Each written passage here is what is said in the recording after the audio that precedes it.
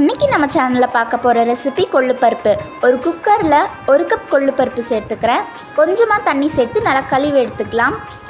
இப்போது கொஞ்சமாக அதில் மஞ்சத்தூள் சேர்த்துக்கலாம். 2 போல் தக்காளி சேர்த்து கொஞ்சமாக தண்ணி சேர்த்துக்கிறேன். கொஞ்சமாக விளக்கெண்ணெய் சேர்த்து வரமிளகாய் சேர்த்து குக்கரை மூடி 5 விசில் விட்டுக்கலாம். இப்போ ஒரு பேனில் கொஞ்சமாக எண்ணெய், சீரகம், சின்ன வெங்காயம், கறிவேப்பிலை, பூண்டு சேர்த்து நல்லா வதக்கி விட்டுக்கலாம். தாளிப்புக்கு அதை எடுத்து வச்சுக்கலாம். இப்போ நம்ம வேக வச்சுருந்ததை தண்ணி மட்டும் வடிகட்டிக்கலாம். இந்த தண்ணியை நாம் நெக்ஸ்ட் வீடியோவில் ரசமாக செஞ்சு போடுறேன். இப்போ தாளிப்பையும் கொட்டிக்கலாம் குக்கரில். இப்போ நல்லா ஆற விட்டுக்கலாம். நல்லா ஆறினதுக்கப்புறம் தான் மிக்ஸி ஜாரில் போடணும். இப்போ மிக்ஸி ஜாரில் கொஞ்சம் கொஞ்சமாக சேர்த்து கொஞ்சமாக கல்லுப்பு சேர்த்து அரைச்சி எடுத்துக்கலாம். தாறுமாறான கொள்ளுப்பருப்பு ரெடி. தேங்க்ஸ் ஃபார் வாட்சிங்.